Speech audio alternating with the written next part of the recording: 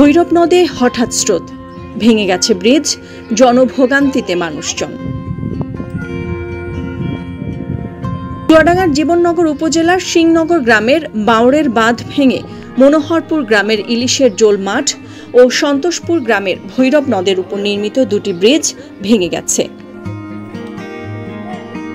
খবর পেয়ে ঘটনাস্থল পরিদর্শন করেছেন জীবননগর উপজেলার নির্বাহী কর্মকর্তা সহ সংশ্লিষ্ট ব্যক্তিবর্গ।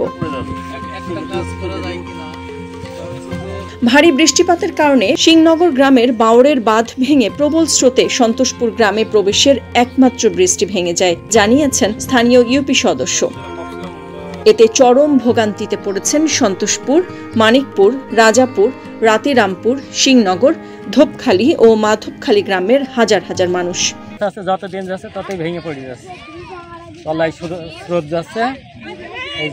96 সালে ব্রিজ যখন ভেঙে যায়, এইখানে ভেঙে গেল। ভেঙে যাওয়ার পরে ব্রিজ আবার বন্যার পরে আবার ফের এটা রিপেয়ারিং করে, যে ঢালাই করে উপরে। কিন্তু তলায় তো ওই যে বেজ যে ঢালাই আছে, এখন তার কিছু করে না, সেই ব্রিটিশ আমলে তৈরি করে ইট দিয়ে। কৃষকের কৃষিপণ্য ও ব্যবসায়ীদের মালামাল আনা নেওয়া একেবারেই বন্ধ হয়ে গেছে। কর্মব্যস্ত মানুষজন অনেকটা ঝুঁকি নিয়েই ভাঙা ব্রিজের উপর দিয়ে পায়ে হেঁটে চলাচল করছেন।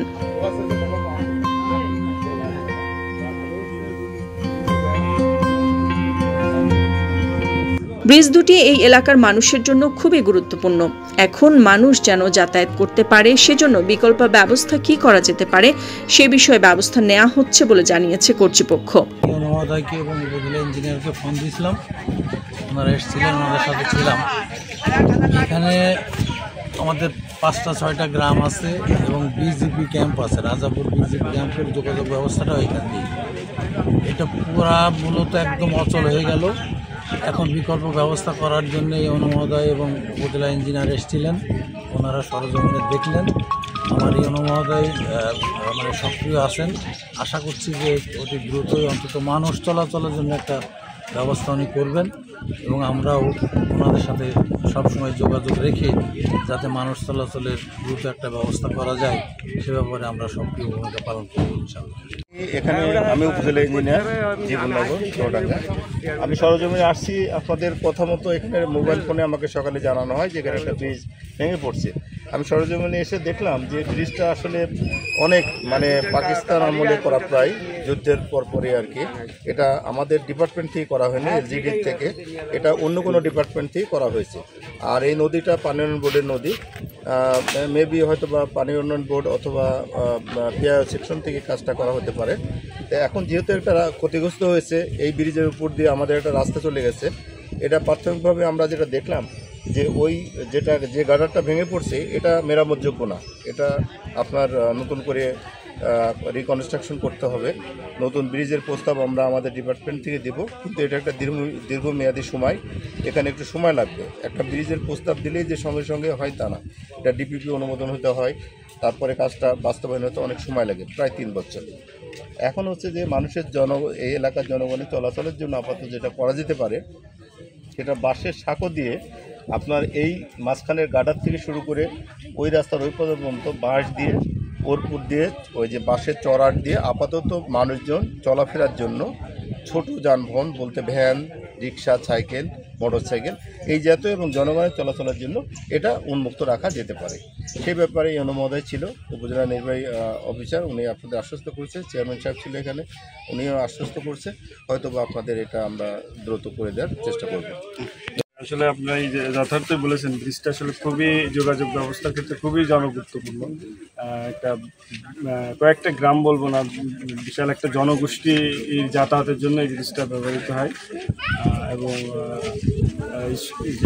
স্কুল আছে, আরও কৃষক আছে, আর বিভিন্ন শ্রেণী পেশার মানুষ প্রতিনিয়তই এখান থেকে যাতায়াত করে।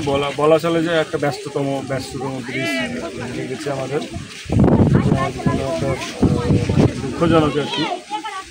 আসলে যেটা এখানে এসে জানতে পারলাম, ব্রিজটা অনেক পুরাতন আর কি, অনেকদিন ধরেই এভাবে চলতেছিল। এবং আপনারা জেনেছেন আর কি এই বছরে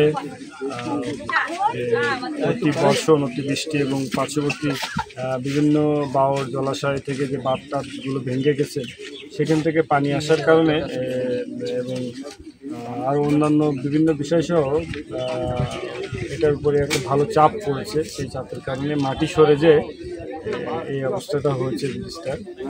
এখন আমরা চেষ্টা করতেছি, যেহেতু যোগাযোগের জন্য ব্রিজটা খুবই গুরুত্বপূর্ণ। আমার এত সুন্দর রাস্তা থেকেও কোনো লাভ নাই যদি ব্রিজ না থাকে, রাস্তাটা মানুষ ব্যবহার করতে পারবে না। এই জন্য আমরা খুবই ইমিডিয়েটলি যোগাযোগ করতেছি যেভাবে এটা একটা আমরা দ্রুত সমাধান দিতে পারি। ইতিমধ্যে আমরা আমার সাথে উপজেলা ইঞ্জিনিয়ার এসেছিলেন। আমরা ভেবেছিলাম ব্রিজটা ওনাদের হতে পারে, কিন্তু প্রথমে জানলাম যে ব্রিজটা ওনাদের না। আমরা পানি উন্নয়ন বোর্ডের সাথেও কথা বলেছি, আমরা দেখি অন্যান্য দপ্তরের সাথে কথা বলে, যেহেতু খালটা পানি উন্নয়ন বোর্ডের, আমাদের ধারণা ছিল হয়তো এটা তাদের হতে পারে। তাদের দিক থেকেও জানা গেল যে ব্রিজটা তাদের না। তাদের ধারণা করতেছি এটা ট্রেনের ব্রিজ হতে পারে। আমরা যেভাবে সম্ভব যত দ্রুত নতুন করে এখানে একটা ব্রিজ যত দ্রুত নির্মাণ করা যায়, এটাই হবে এটার একটা বস্তুনিষ্ঠ সলিউশন এবং টেকসই ব্রিজ যাতে আমরা দ্রুত নির্মাণ করতে পারি। গ্রামবাসীর যাতায়াতের কষ্ট যাতে দ্রুত লাঘব হোক, সে ব্যাপারে আমরা সচেষ্ট এবং আন্তরিক। ধন্যবাদ। ব্রিজটি স্বাধীনতা যুদ্ধের পরপরই নির্মাণ করা হয়েছে। হাজার হাজার মানুষের প্রয়োজনীয় ব্রিজটি দ্রুত ঠিক করা হবে এমন প্রত্যাশা স্থানীয়দের। নিউজ ডেস্ক, সারা বাংলা।